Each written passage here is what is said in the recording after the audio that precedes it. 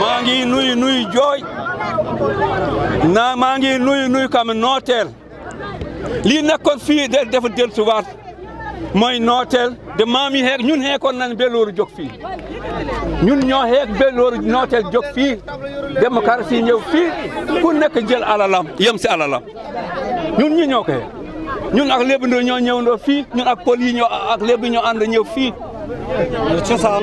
fi lañ to fi lañ ñu siise ñun fiir mooy sunu siisma ku ñun sunu dantit ñooy sunu carte sunu dantit ñooy sunu kayit waaw kenn ñu siise ko feneen mu ñëw mu yor foofu suuf si baaya mu ñëw ñun nangu sunu suuf duñu ko nangu parce que amuñu feneen fu ñu mën a dem léeg-léeg man sax fii nag boo ñuy rey fii la ñuy rey parce que boo ku ñu rey fii si sunu alal dañuy dem aljanna parce que yàlla moo wax sa alal ku la rey dangay bañ ku ne nangu war a nangu sa alal bañal bu ñu nati yee jaamu yàlla la dangay dem aljanna kon nuñ duñu dow xamuñu fenn fii la ñu xam waaye dafa am leneen sax li ma gën a nakkari man dama dégg sax si wakku kali yi mu ni si benn sisement moo jënd fii sisement xamante magistrat waaw dama war magistrat bu xamante mu ngi war a atti yoon nit buñ ñoore nangu suuf yow nga naata natt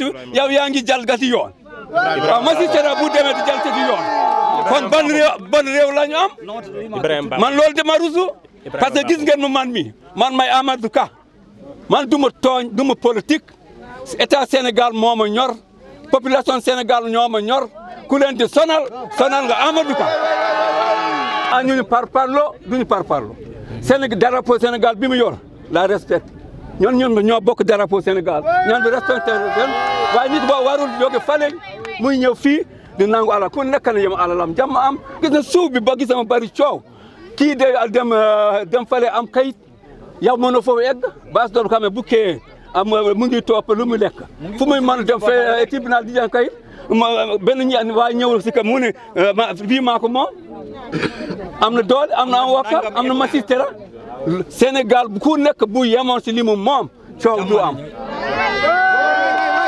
de dañuy jël jox ko ñeneen waaw dañ ko jël yokk dene waaw ñi dëkk fii kon fan la ñuy jëm waaw même loolu est-ce que yéen fii même kale bu tamante ne bu gën a tuuti kam la li mu wax nii mënul am waaw mënul nekk de ñoom ku nekk ñooñu mu am fale suuf baayam laalu ko da fekk seen ba fi ñu fa dund xam nga man bu mu waxee sunu daan bu xam nga ñitti yoon la ñoom ñi de ñoom kam nañu yoon ku kam yoon bu mu waxee sunu carte d'identité mooy sunu kayit war na kam li mu wax wala yoon la. te fi ñu nar a jël ci yéen nar ko toj foofee dañ ko dëkk ba pare fi ñu bëgg toj parce que ñun ñoo bëgg dëkk bi yokk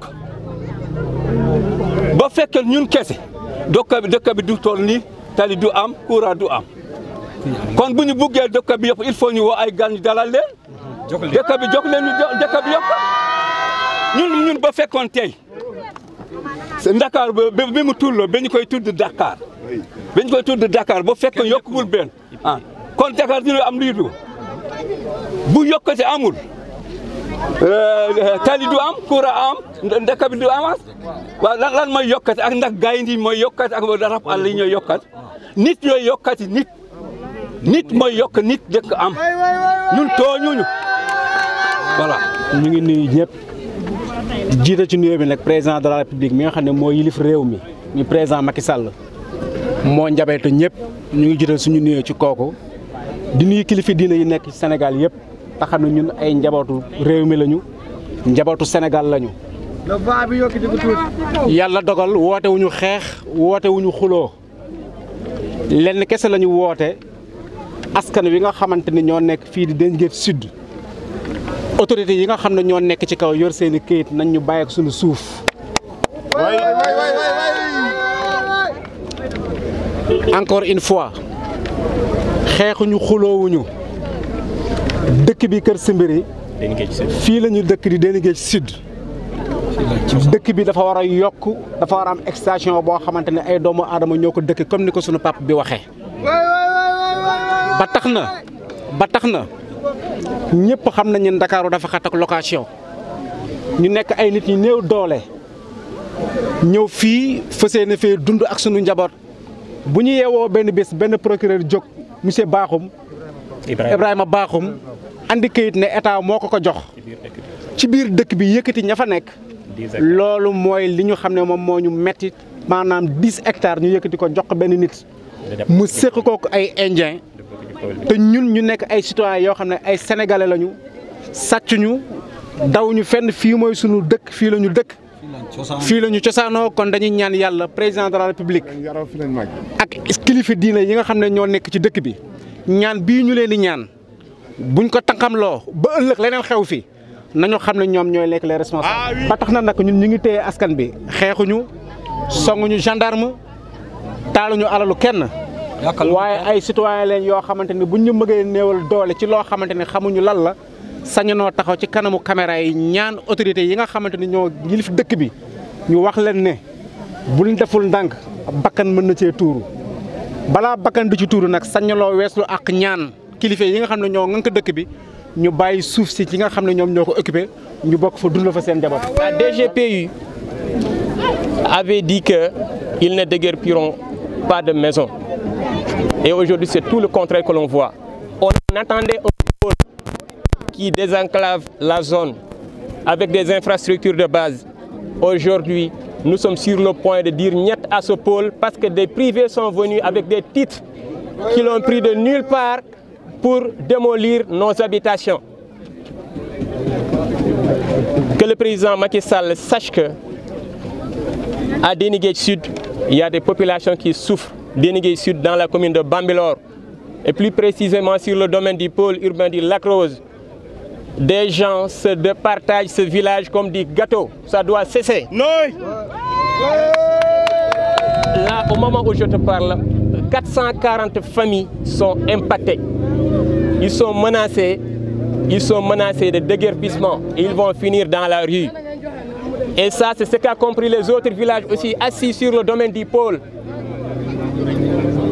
Nous sommes sur le point de refuser ce pôle si ça continue comme ça. Parce qu'on nous avait parlé d'un pôle de développement. On attend d'eux des emplois. On attend d'eux des infrastructures de base, mais pas de déguerpissement. Ce n'est pas ce qu'il nous avait dit. Ce que nous demandons au président de la République, nous demandons au président Macky Sall vraiment de faire annuler tous les titres qui sont dans le village et dans les villages environnants. Notamment les villages du 1975R du général Bertin que le président Abdoulaye Wade de l'époque avait racheté. C'est ce qu'on nous a dit. Oui, et on peut le comprendre ainsi parce que des privés s'y sont installés. Donc c'est vrai. Alors, et aussi la régularisation des villages qui sont sur le domaine du pôle, la régularisation des villages et de leurs extensions, bien sûr, parce que c'est des villages qui grandissent. Déni Sud existe depuis 1906, 115 ans d'existence. Et un titre contre un titre qu'on a affecté à Mouché Bakhoum en 2021. Ça fait froid au dos, c'est honteux. Nous sommes des Sénégalais, il faut que ça cesse. Ils allaient tout démolir et ils sont revenus encore le jour du match du Sénégal contre l'Égypte. Voilà, contre l'Égypte. Ils sont venus ce jour-là, espérant qu'il n'y aura personne. Mais heureusement, les gens étaient là. Ils sont sortis, ils ont pris la fuite encore. Donc, c'est ce qu'ils font. Voilà, c'est ce qu'ils font. Il y a quelque chose. C'est louche en quelque sorte. Donc, cela, ça doit cesser. Le Sénégal a besoin comment dirais-je, de paix. Et nous voulons la paix. Mais s'ils nous appellent à la guerre, on est prêts. Oui! Oui! Et si rien n'est fait, on va continuer comme ça. Tous les villages vont continuer comme ça. Nous prévoyons de faire un sitting devant la sous-préfecture, voire même une marche beaucoup plus grande, fédérant tous les villages, même les villages du pôle de Den sont là. Et aujourd'hui, vous êtes déterminés? On est déterminés, surtout la jeunesse. Ah oui. Parce que ce n'est pas ce qu'on attendait de ce pôle. Nous voulons être associés à ce pôle.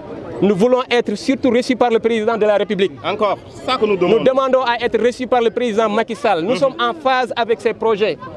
Mais qui sachent qu'il y a des saboteurs ici.